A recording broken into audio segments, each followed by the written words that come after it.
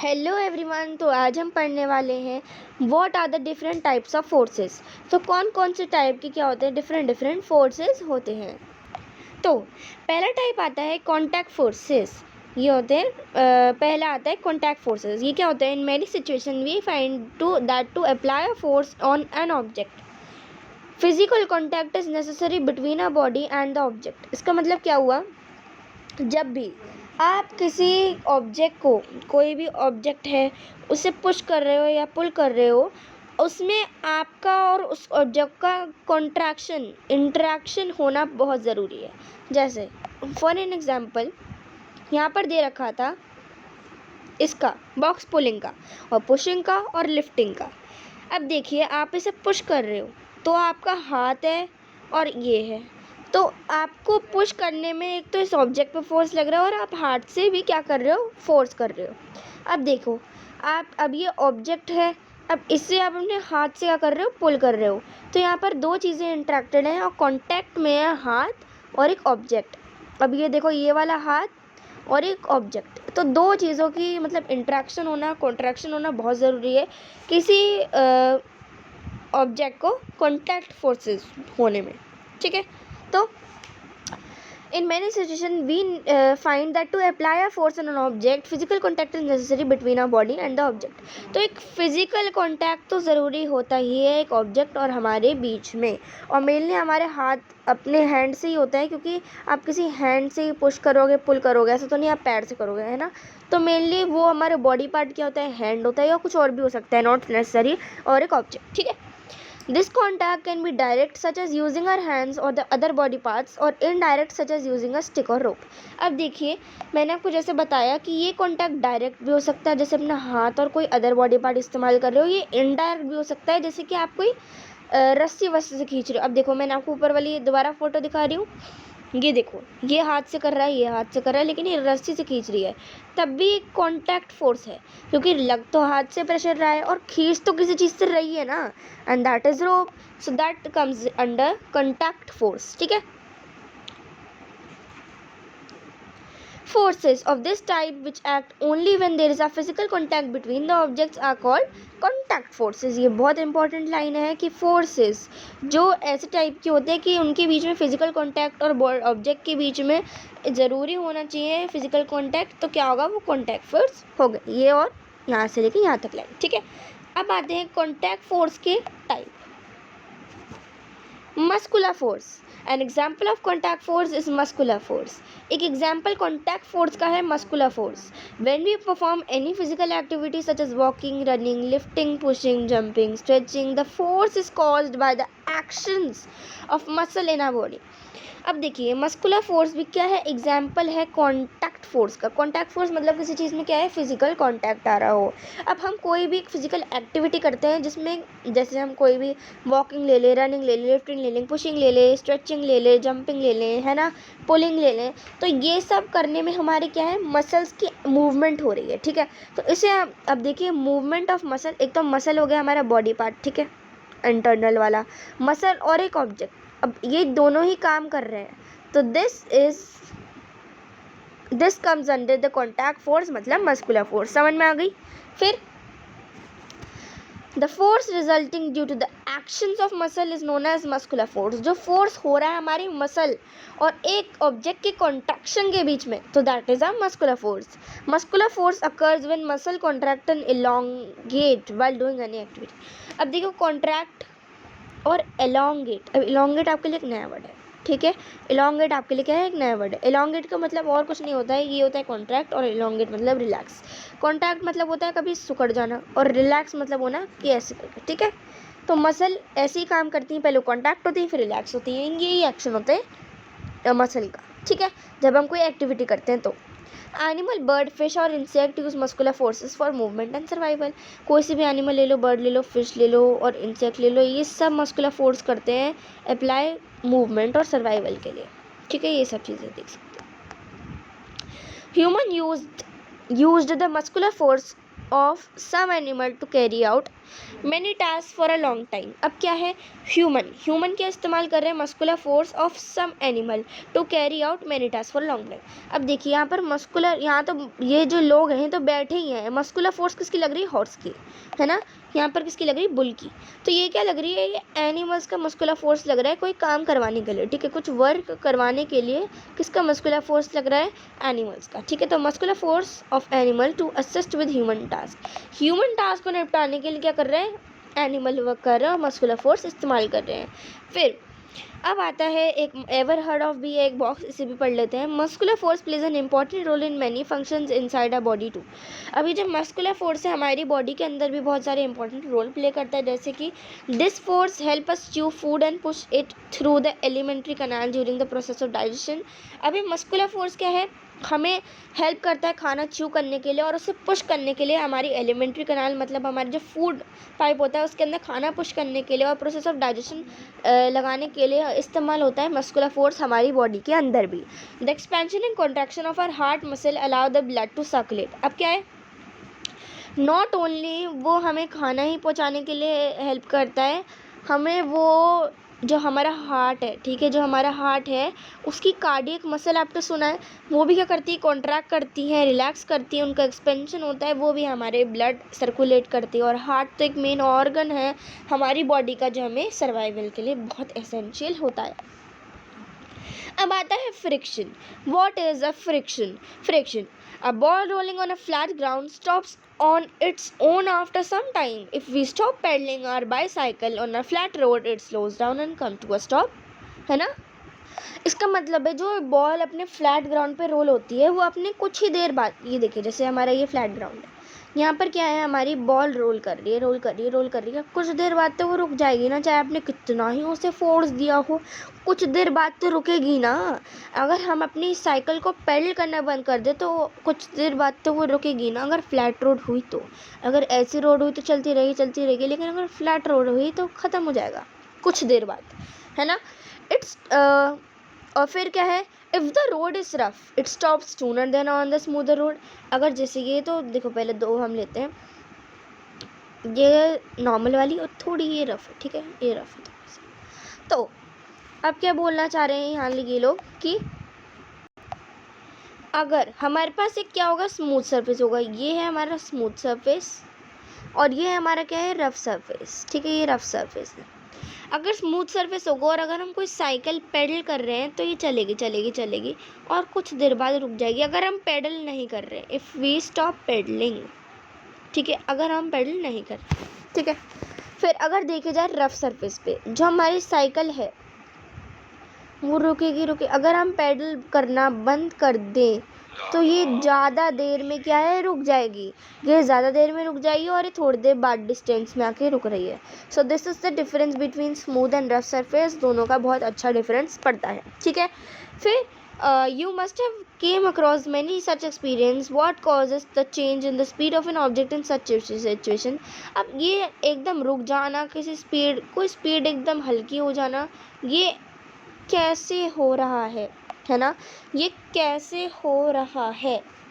We have learned earlier that a force is essential to change the speed of an object। अभी हमें पता चला कि force, कुछ देर पहले, कि फोर्स बहुत इम्पोर्टेंट है किसी ऑब्जेक्ट को पुल करवाने के लिए, मतलब मेनली, या पुश करवाने के लिए या लिफ्ट करने के लिए, तो मेनली क्या है, हिलाने के लिए, मूव करने के लिए, ठीक है। However, in all these situations, no force appears to be, कोई फोर्स अपीयर नहीं हो रहा है कि एक्ट कर रहा है वो ऑब्जेक्ट पे, तब भी हमारी स्पीड क्या है, थोड़ी देर बाद रुक जा रही है। Is it possible that some force is indeed acting on them? वो कौन सा फोर्स है ना। तो चलिए 5.3 एक्टिविटीज़ से हमें पता लगेगा कि व्हाट इज़ फ्रिक्शन, ठीक है, जो ये हेल्प कर रहा है रोकने को। और थोड़ी देर पहले तो क्या होता है, थोड़ा स्पीड डिक्रीज होती है फिर रुक जाता है जाके, ठीक है। Take an object with a flat base such an empty lunch box, geometry box, एक नोटबुक या फिर मतलब एक नोटबुक, और उसे क्या है, टेबल या फ्लोर पे रख दो। तो ये हमारा क्या है, टेबल है। अब कोई भी ऐसा कुछ भी ले लो, बुक ले लो अपनी, है ना, एक अपना वो ले लो जो हमारे राइटिंग पैड होते हैं, है ना, कुछ भी ले लो जिसका फ्लैट सरफेस है, ठीक है। जैसे हमारी नोटबुक हो गई, ज्योमेट्री बॉक्स हो गया, लंच बॉक्स हो गया, कुछ भी ले लो, बॉक्स ले लो, तो जिसका फ्लैट सरफेस हो, नीचे से क्या है वो फ्लैट हो। Gently push it and observe does it stop after travelling some distance. उसे जैसे हमने कुछ लिया, पुश करो तो क्या आपको दिख रहा है कि थोड़ी देर बाद जाके रुक जा रहा है? Is there a force acting on it which brings it to the rest? क्या कोई फोर्स ऐसे एक्ट कर रहा है इस ऑब्जेक्ट पे कि वो रेस्ट पे ले आता है उसे? Now repeat bye pushing the object in the opposite direction does it stop again. पहले तो हमने यहाँ राइट डायरेक्शन, अब यहाँ से यहाँ पर करो, फिर दोबारा क्या रुक रहा है वो object? On pushing the object stops after sliding a certain distance. अगर हम एक ऑब्जेक्ट को पुश करते हैं तो कुछ देर बाद क्या है वो डिस्टेंस पे जाके रुक जाता है। This must be due to the force acting between the surfaces of the sliding object. ये इसलिए हो रहा है क्योंकि जो हमारा फोर्स है वो एक्ट कर रहा है सर्फेसेस पे, क्योंकि स्लाइडिंग ऑब्जेक्ट और टेबल और फ्लोर पे जो कॉन्टैक्ट में है। अब फ्रिक्शन भी क्या है, कॉन्टैक्ट फोर्स का ही हमारा क्या है एग्जाम्पल है, इसलिए भी यहीं पर इसे लिखा गया है। तो क्या है, अब देखिए, अगर हमारी क्या है, ये जैसे टिफ़िन बॉक्स लिया गया है, तो ये टेबल और ये टिफ़िन बॉक्स और ये दोनों एक दूसरे की कांटेक्ट में है, तभी ये हिल पा रहे हैं, ठीक है। This force must be acting on the object in the direction opposite to the direction of motion. पहले तो क्या है, अगर हम किसी भी ऑब्जेक्ट को इस डायरेक्शन में पुश करते हैं, ठीक है, फोर्स अप्लाई करते हैं राइट डायरेक्शन में फॉर एग्जांपल, तो लेफ़्ट डायरेक्शन में कुछ ऐसी चीज़ होगी जो उसे रोकना चाहेगी, ठीक है, कुछ देर बाद। लेकिन ये this force is what brings to the stop. क्या फोर्स है ये, है ना। The force that comes into the play when object moves और tries to move to the another surface is called a force, ठीक है। तो मेनली यहाँ पर कहा जा रहा है, तो उसे कहेंगे फोर्स ऑफ फ्रिक्शन या सिंपली फ्रिक्शन।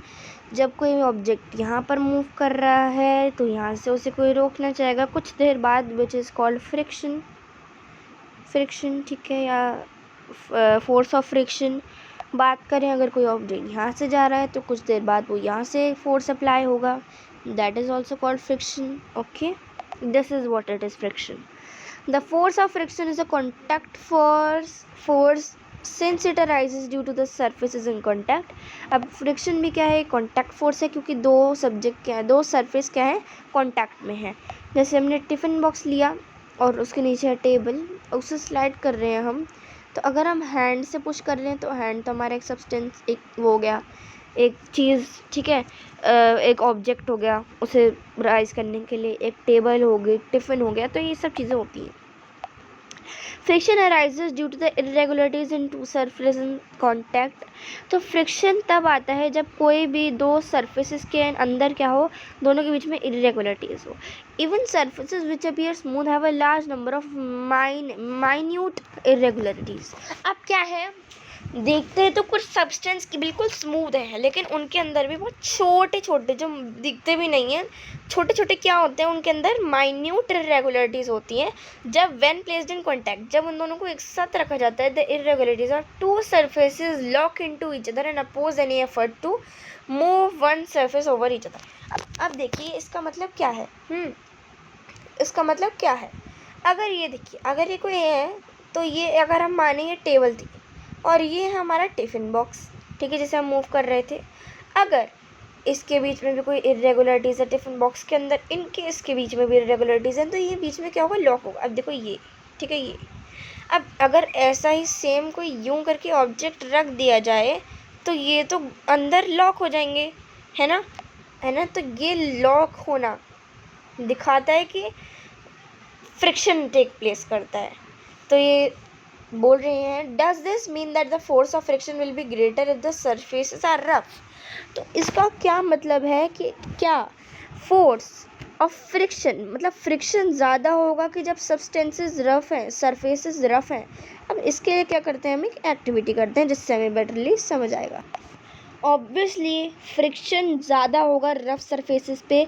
अगर सरफेस क्या है हमारा स्मूथ, देखो अगर सरफेस हमारा स्मूथ है, अगर सरफेस हमारा रफ़ है, और अगर कोई ऑब्जेक्ट जा रहा है तो एकदम स्लाइड हो जाएगा और कुछ देर बाद तो रुकेगा ही। लेकिन अगर रफ़ ऑब्जेक्ट पे, है ना, रफ़ ऑब्जेक्ट के ऊपर जो कोई जा रहा है तो वो कुछ ही देर पे आके रुक जाएगा। तो ऑब्वियसली फ्रिक्शन मतलब कोई ऐसी चीज़, एक फोर्स जो यहाँ से ज़्यादा हो रहा है, तो वो रफ़ सब्सटेंसेस पे ही होगा, रफ़ सरफेसेस पे ही होगा। इसके लिए हम एक बार चलिए एक्टिविटी कर लेते हैं। Try activity 5.3 again, but this time place the same object on the different surfaces such as glass, cloth, wood, ceramic tile and sand.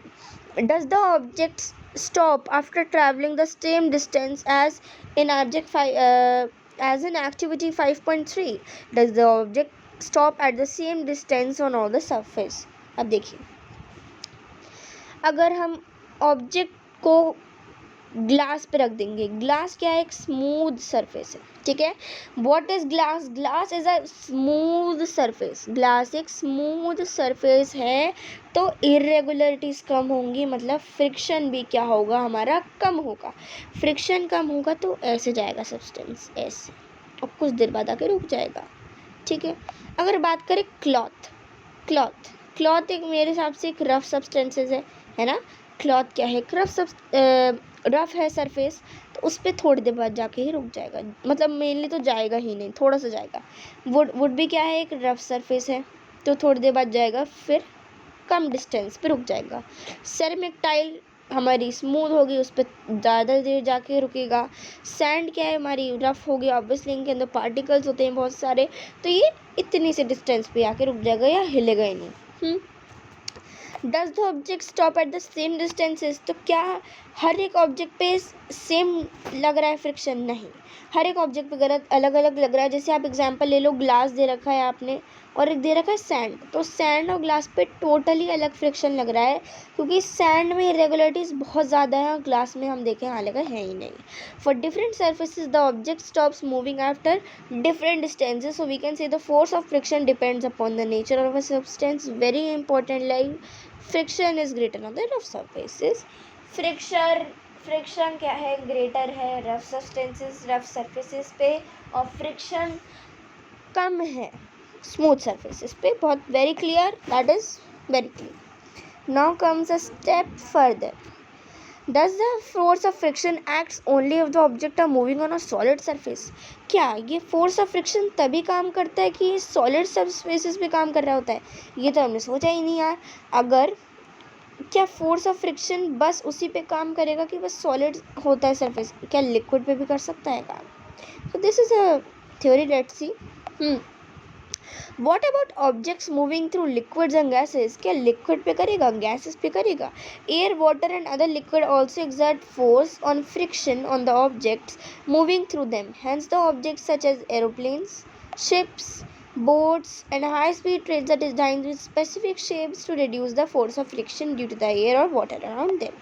तो क्या आपने सोचा कि बस सॉलिड पे ही नहीं, लिक्विड और गैस पे भी, लिक्विड और गैस पे भी क्या करेगा, फ्रिक्शन वो अपना अप्लाई करेगा.